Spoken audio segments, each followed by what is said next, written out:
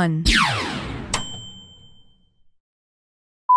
Apa hukumnya orang yang bertato menjadi imam sekalipun dia sudah insaf dan banyak hafalannya? Karena sebagian orang ada yang tak membenarkannya. Imam di Jepang itu mantan Yakuza. Yakuza itu tatonya sampai pergelangan tangan. Begitu dibuka, tato semua. Ini aja yang tak bertato. Leher, tato semua. Dan itu jadi imam. Taubat berkat jamaah tabligh. Karena yang bisa mentaubatkan Yakuza itu jamaah tabligh. Yang berani menepuk tatu-tatunya itu, mas, taubat. Nah, itu jamaah tabligh. Akhirnya taubat. Taubat jadi imam. Sudah kita bahas. Cari videonya di YouTube, Somad Tato, enter dapat. www.youtube.com, tulis di situ Somad Tato, dapat. Kalau mau kaji lengkapnya. Tapi kesimpulannya, tato tidak najis. Maka tak perlu disetrika. Ini saya tengok banyak yang tobat setrika, gambar ular kobra, disetrikanya jadi cacing tanah. Mau belok-beloklah kobra tadi. Biar aja, tak perlu. Dan kita pula bagi yang belum bertato, menengok orang bertato sudah tobatnya, kita tengok-tengok. Ini belum, ini tengok-tengok. Ya kalau dia udah tobat betul, kalau setengah tobat, apa kita tengok? Mata lain. At-taibu minadz-dzambi kama la dzambala. Orang yang tobat maka dia macam tak berdosa, bersih. Jangan-jangan dia jauh lebih suci daripada kita. Jangan merasa dirimu suci. La tuzakku anfusakum. Saya kalau menengok orang bertatu sholat, oh kagum saya. Dia bertatu preman dapat hidayah, maka mungkin dia lebih dulu masuk surga daripada. Karena nilai jihad dia luar biasa. Ustaz jihadnya tak ada.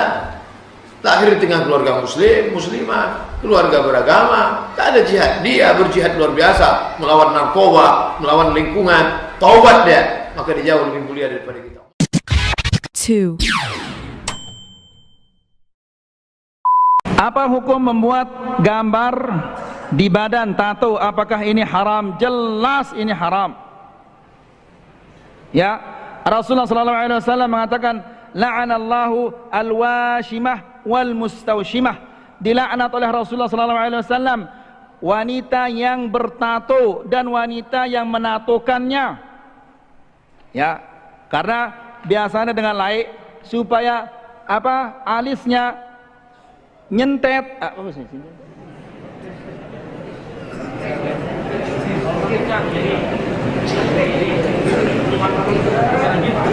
Iya, supaya ya jergit. Iya, bahasa Indonesianya supaya kelihatan genit. Al-muhim sudah ya, supaya ditato alisnya. Ini haram. Rasulullah mengatakan la'anallahu atau la'ana Rasulullah sallallahu alaihi wasallam al-washimah wal mustawshimah. Dilaknat oleh Rasulullah sallallahu alaihi wasallam orang yang wanita yang bertato dan yang menatokannya. Dua-duanya dilaknat. Apa laknat itu?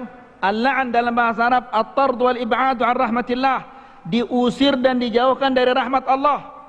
Orang yang bertato dan orang yang menatokannya. Lalu bagaimana kalau dia sudah bertato? Tobat kepada Allah. Apakah harus dihilangkan tatonya? Jangan dihilangkan. Karena menghilangkan tatonya ini lebih parah daripada membuat tato. Lebih sakit daripada membuat tato, menghilangkan tato. Dan menghilangkan tato ini merusak tubuh.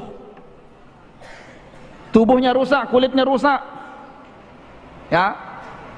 Kalau mau menghilangkannya dengan cara yang mahal caranya. Ya. Sakit juga, tapi mungkin tidak terlalu membekas di tubuhnya. Jadi tato ini adalah haram. Wallahu ta'ala alam. Kalau bapaknya sudah pakai tato, besok ibunya akan ikut-ikutan pakai tato. Dan sekarang na'udzubillah, tato ini sudah menjadi tren. Gadis-gadis sekarang Masya Allah tanpa malunya mentatokan kiri kanannya. Awalnya dari apa? Dari serangga ini. Itu berawal dari serangga. Meniru karena banyak di TV film apa India, sinetron India ini ditiru sampai anak-anak kita yang kecil beli apa? Bikin gambar-gambar serangga di tangannya. pakai serangga. Berkembang akhirnya menjadi tato. A'udzubillah. Ya, siapa kira-kira mau sama gadis yang penuh tubuhnya dengan tato? Ya, tangannya tato, tulisan macam-macam. Ya, di sini ada obeng, di sini garpu, di sini sendok, macam-macam tatonya. La ilaha illallah. Siapa mau melamarnya ini? Ya, mungkin kalau bisa disembunyikan pada malam pertama dilihat banyak tatonya, ini mungkin dicerai dia. Wanita apa ini? Ya, semua isi kebun binatang ada di tubuhnya. La ilaha illallah. Kemudian tulisan-tulisannya kotor sekali. Ya, apakah dia tahu atau tidak tahu artinya dalam bahasa Inggris? La ilaha illallah. Pernah di pom bensin, saya temukan perempuan ada kata-kata sangat kotor di tatonya. Saya turun dari motor, saya tanya, tahu kamu arti ini? Tahu. Enggak malu kamu ini? Diam dia, langsung dia jalan. Dia tahu artinya sangat kotor di tatonya.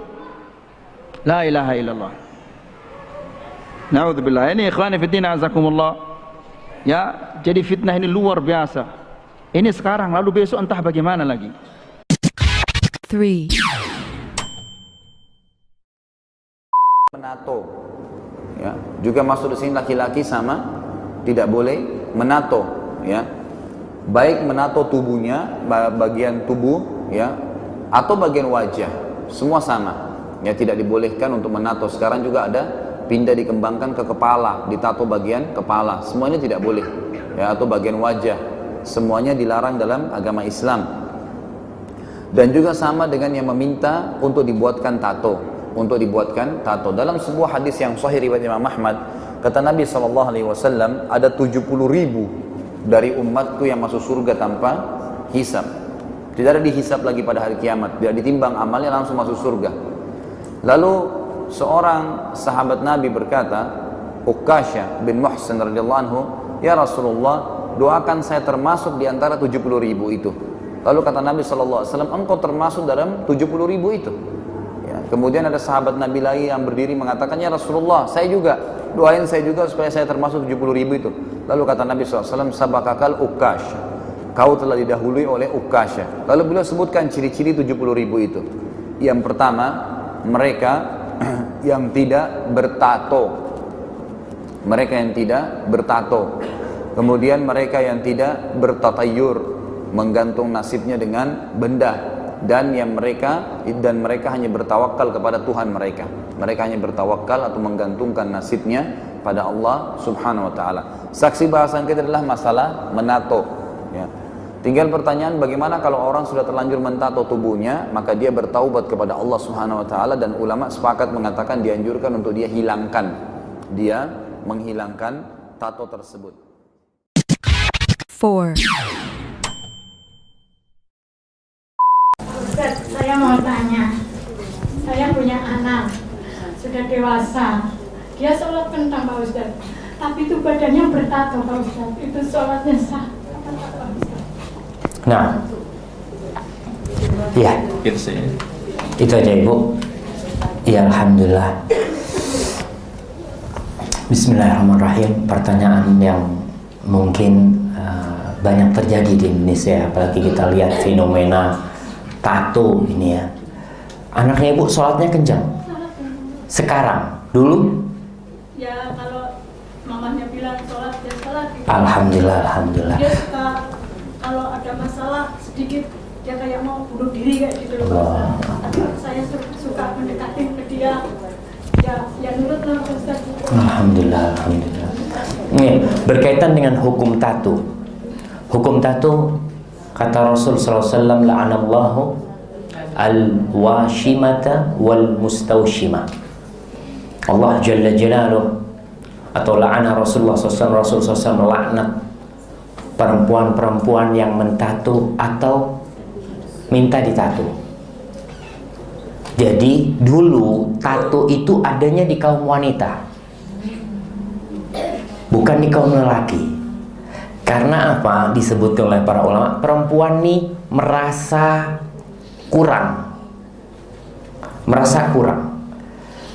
Kalau laki-laki ya udah kayak gitu, laki udah kayak gitu. Bahkan perempuan dilahirkan kurang, lelaki dilahirkan lebih gitu kan. Kalau laki lahir harus disunat karena ada yang lebih gitu kan. Kalau perempuan kurang, maka perempuan itu kita lihat kalau lahir dikasih anting supaya kelihatan, nih baru nih cewek nih gitu kan. Dikasih gelang, kalau nggak ada antingnya nggak kelihatan nih perempuan bang. Perempuan pakai tato supaya tampak lebih cantik. Kalau lihat perempuan-perempuan kuno, orang-orang kuno itu mungkin yang ditato alisnya, sekarang udah mulai. Kemudian kadang-kadang di dagunya nih kasih tato. Kalau berangkat haji masih ada orang-orang dari pedalaman-pedalaman tuh yang mentato. Kalau yang laki enggak, dia mentato supaya kelihatan tambah sempurna. Muncullah kemudian generasi lelaki-lelaki yang enggak pede dengan yang Allah berikan kepada dia. Dia nggak pede, padahal badannya udah gede gitu ya, masih nggak pede. Akhirnya dia pasang tato gitu loh. Subhanallah, emangnya bagus ditato gitu kan. Dia karena nggak pede, dia pasang itu. Tetap dilaknat. Lelaki dan perempuan pun sama-sama dilaknat dengan tato. Berkaitan dengan sholatnya, apakah sholatnya sah atau tidak. Orang yang mentato itu air sebenarnya masuk ke pori-porinya. Jadi tato itu di bawah kulit. Gitu, kan? Di bawah kulit. Dia itu di bawah kulit, bukan di atas kulit. Beda sama cat. Jadi ada ibu-ibu yang mencat apa? Kutek. Iyalah, kutek kan. Kita mah yang biasanya dipasang di kuku ya. Itu nggak sah sholatnya. Atau yang kayak di rambut cat ya. Tapi kalau sekedar apa namanya? Hina, yang dia itu tidak menghalangi air untuk ke sana, sholatnya sah. Tapi dia tetap harus bertobat kepada Allah. Karena orang yang dilaknat itu artinya dijauhkan dari rahmat Allah. Dijauhkan dari rahmat Allah Subhanahu wa ta'ala. Maka dia tetap harus bertobat, memohon ampun kepada Allah atas perbuatan dia itu. Maka jangan dianggap remeh ya. Kadang-kala ibu-ibu ada yang alisnya ditato karena kurang cantik, kemudian seperti itu. Subhanallah, udahlah, insya Allah yang Allah berikan itu yang terbaik buat kita. 5, Soal tato gelut. Ayo tatoan gak oleh wudu. Gitu toh? Gak sah wudumu. Seneng arek-arek. Kok gak sholat? Aku gak iso wudu ya. Disangganya terus sedih, seneng. Wong gara-gara tatoan gak bisa wudu. Akhirnya dia gak pernah sholat kan. Sing salah sing bid'ahno atau sing karena gak sholat akhirnya. Jadi kalau Anda ingin tidak sholat, mulai besok tatoan. Padahal wudhu itu kan bukan urusan kebersihan jasad, tapi kebersihan hidupmu, rohanimu, perilakumu, akhlakmu. Makanya secara simbolik meripatmu dibasuh, karena kamu harus waspada, kamu sering melihat hal-hal yang tidak baik. Begitu juga telingamu, mulutmu, hidungmu, dan seterusnya, kakimu, tanganmu dibasuh karena dia sering melakukan, dibersihkan dari perilaku-perilaku biasa. Kalau yang kentut pantatmu tidak diusap. Masa ana wudu ngene rek. Ngene wudu. Enggak ada. Bal yang kentut siapa? Jadi yang kotor mana? Pantatnya tuh. Nah, jadi ternyata wudu itu bukan urusan kotornya badan. Wong buktinya yang dicuci mukanya. Kalau Anda tidak paham soal ini, lama-lama badanmu bertengkar sendiri. Badanmu, wajahmu begitu diwudhu, aku gak melok ngentut.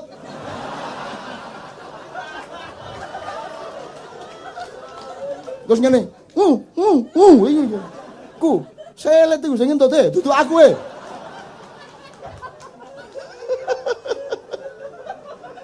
Logis ya? Jelas ya? Agama menggembirakan ya? paling tidak menjadi rahmatan lil alamin pada dirimu, pada keluargamu, wis alhamdulillah. Kalau itu sudah kamu alami setahun 2 tahun, kamu adalah rahmatan lil alamin bagi tetanggamu, bagi semua yang ketemu dengan kamu. Kan begitu. Kalau Anda sudah mendapat cahaya, lama-lama Anda menyatu dengan cahaya, lama-lama Anda menjadi cahaya. Kalau Anda sudah menjadi cahaya, tidak perlu bersinar.